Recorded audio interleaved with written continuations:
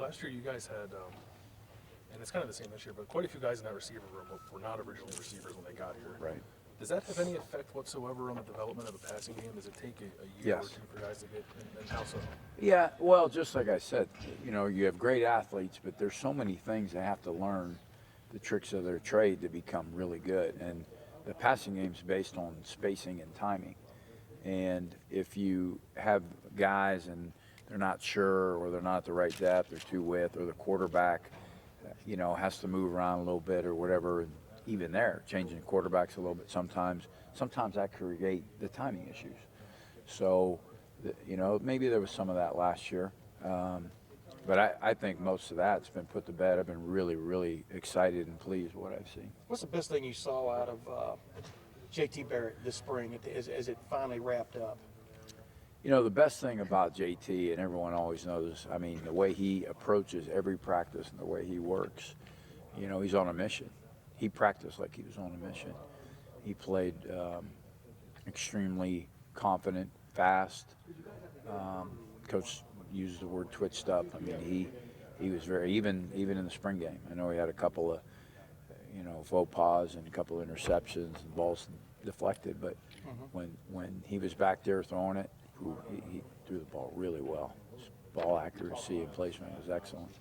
Was there one area of his game that maybe came along more this spring than others, or was it sort of all-around improvement for JT? Just all around, working on him, getting depth, staying depth in the pocket. He needs to continue to develop that part of his game. Timing, throwing the ball on time sometimes. But for the most part, he was pretty good. It was the first time that he wasn't, that he's been the guy for the duration of the spring. Maybe doesn't have the pressure of having to earn that spot. Did you see any difference in him? Was he working the same, not feeling pressure, or was he put it on himself anyway? I think last year he put a lot of pressure on himself to be perfect.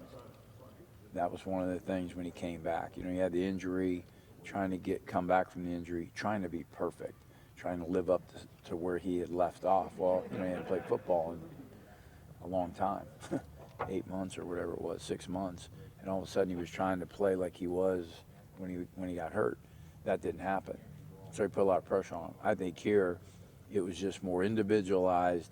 Every day, this is what I got to do to be really good, and so every snap he took, every rep that he did, every drill that he did, he had that mindset. That's what impressed me the most when you asked me that question earlier about him, was that he just, this is what I'm going to do to get really good, because he's on a mission.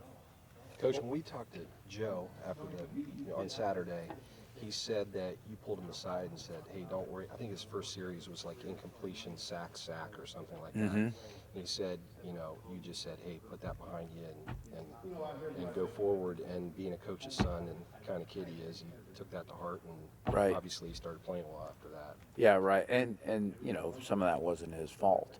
And the one thing I didn't want Joe to do is put pressure on himself to have to go out there and again, use the term be perfect. As a quarterback, it's hard to do that. You have to play fast. You have to trust your eyes. You got to get the ball out and distribute it to people, and that's what he needed to do. And we helped settle him down a little bit, and then on our sideline there, and even in what I was calling a little bit, to give him a chance to have some success, and he did. And he did a great job. He played pretty much like he's been playing all spring, and continually getting better and better every day.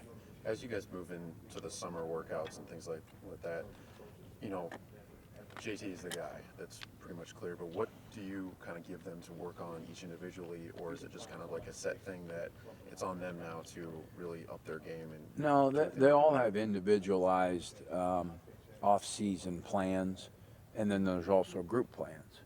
So, for example, our group has to continue to throw. So they have to make sure we're getting the receivers and we're going through. That's on them.